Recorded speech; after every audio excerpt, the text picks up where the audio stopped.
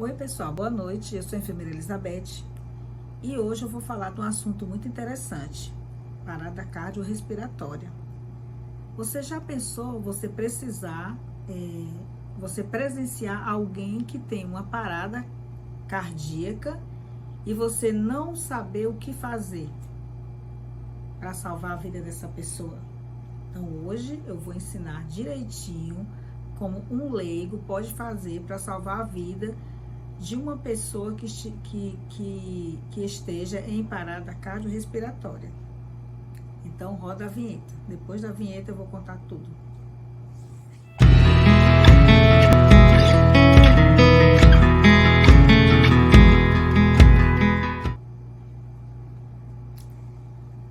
Então, a pessoa que está em parada cardiorrespiratória, ela está com o coração parado, sem bater, e a respiração não está ocorrendo. Como podemos fazer para salvar a vida dessa pessoa ou para evitar que ela tenha sequelas?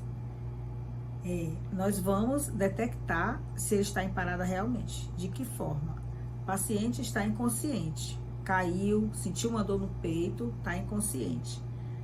Você chama a pessoa pelo nome se você conhece. Fulano, toca no ombro da pessoa. Se ela não responde, você imediatamente checa o pulso dela, o pulso na artéria carótida, que fica nessa região aqui, entre o queixo e o pescoço. Em 10 segundos, você checa esse pulso, olhando para o abdômen para ver se está subindo e descendo. Em 10 segundos, detectou que não está subindo e descendo, você imediatamente começa a fazer compressão torácica. Como que se dá essa compressão torácica? Você vai juntar as duas mãos, entre os seios da pessoa existe um osso chamado externo. Você vai encostar as duas mãos com seus braços estendidos, esticados, e posicionada de joelho ao lado do paciente, da pessoa que está em parada cardiorrespiratória, e começa a fazer a compressão. A compressão, ela tem que ter uma profundidade e um ritmo. A profundidade é de mais ou menos 5 centímetros, que é 2,5 polegadas, e o ritmo é um ritmo como uma batida do coração mesmo. Tu, tu, tu, tu. Esse ritmo, ele tem que ser, você baixa 5 centímetros e você retorna. Por quê? O coração, esse movimento, você vai estar fazendo o movimento, simulando o movimento do coração. Você empurra e você retorna. Você empurra e retorna. Para que esse coração encha de sangue e você aperte ele nessa região aqui e ele consiga empurrar o sangue para o resto do corpo e para o cérebro, fazer toda a circulação como ela tem que ser. Então, como é que se dá toda essa cena, essa situação? A partir do momento que você verifica que a pessoa está em parada cardiorrespiratória, você inicia as compressões. Se tiver mais alguém, você pede para a pessoa contar 1 minuto. Essas compressões é de 100 a 120 compressões por minuto. Você vai fazer essas compressões em 2 minutos, ou seja, 100, 120 no minuto, 100, 120 no outro minuto. Quando passar 2 minutos, você vai verificar, checar o pulso novamente, que é para ver se voltou. Em alguns casos volta, né? Em meio a isso, toda essa situação, checar pulso e começar as compressões, você direciona uma pessoa, você chama, se for alguém que você conhece, souber o nome, você diz: Maria, liga para 192. João, ou então se for um homem, João, liga para 192. Por que você tem que direcionar? Porque quando você só diz assim, alguém liga para 192, ninguém liga. Porque você não está direcionando, então um espera pelo outro. Agora, quando você faz um comando para uma pessoa, essa pessoa, no ato da necessidade de salvar a vida, ela vai e liga. Porque tá todo mundo na adrenalina. Quem tá na cena ali tá na adrenalina, né? É alguém na iminência de morrer ali. Então, você pede assim, Maria, ou então o Senhor, se você estiver em público e não conhece as pessoas, Senhor, ligue para 192. Você, ou então você, ligue para 192. É assim que a gente faz na cena de parada. E isso você continua na compressão, da maneira como eu falei. Aí, quando der 2 minutos, é o tempo que o SAMU chega, você reveza com outra pessoa. Porque se você cansar, você não consegue fazer ela de uma forma efetiva. Que ela, você tem que estar com o braço flertido, não, como é? Esticado, né? Com o braço esticado. E você tem que botar a força do seu corpo para que essa compressão seja efetiva. Ela consiga pressionar, né?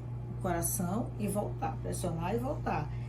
E isso cansa. E quando cansa, você começa a fazer assim no braço. Quando você faz assim, não consegue que esse sangue saia, né? Porque o osso do externo é duro. O coração da gente fica nessa região. Se você consegue comprimir de uma forma, fazer a compressão de uma forma que o coração coloque o sangue para oxigenar o cérebro, aí você vai fazer uma circulação, você vai simular uma circulação que deveria estar acontecendo, mas o coração está parado. Então, é assim que você faz para que a pessoa não tenha sequela neurológica. A sequela neurológica, ela se dá pela falta de oxigênio no cérebro. O oxigênio, ele vai através do sangue.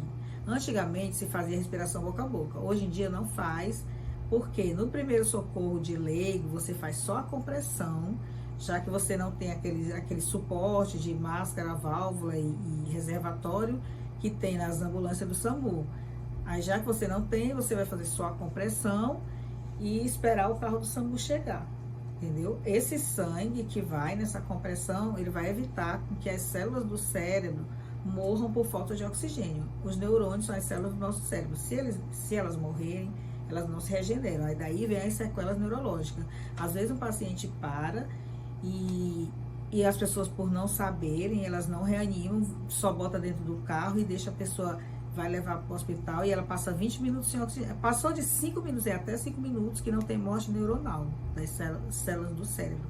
Passou de 5 minutos, morre neurônio e, dependendo da localização, que todo o nosso cérebro ele é responsável por uma parte do organismo, de funcionamento. A parte motora, a parte da fala, a região frontal é a parte da fala, né, do entendimento e outras, o frontal, o occipital é da visão e assim por aí vai. Então, cada parte que você perder, que houver morte de células, que elas não se regeneram, você vai ter um dano. Então, o bom é você oxigenar esse cérebro até que chegue o suporte avançado, que vai ver o que está acontecendo, vai fazer a medicação para o coração voltar a bater de forma normal e salvar a vida da pessoa e evitar que ela tenha sequela. Então, esse vídeo de hoje, para quem gostou, compartilha, quem tiver alguma dúvida, porque às vezes a pessoa não entende a forma que a gente explica, pergunta nos comentários, que eu faço outro vídeo. Se quiserem dar sugestões de outros vídeos nos comentários de outro assunto da área da saúde que vocês queiram saber, coloca nos comentários e curte, compartilha para poder dar mais visualizações para o meu vídeo, para que eu possa colocar mais assuntos bons para vocês aprenderem, para compartilhar com vocês esse conhecimento e ajudar a salvar vidas também, né? Que o intuito é salvar vidas. Muitas pessoas não conseguem, não sabem fazer essa situação, esse primeiro socorro numa parada cardiorrespiratória, e porque nunca ouviu de uma forma simples, pensa que só pode ser feito pelo pessoal do SAMU, pensa que só pode ser feito no hospital, sendo que se a pessoa aprender, é simples e qualquer um pode fazer. Qualquer um que tem um pouquinho de força, até uma criança, nos 10 anos, ela consegue fazer uma reanimação. Então, muito obrigada pela atenção ao meu vídeo e espero que tenham gostado.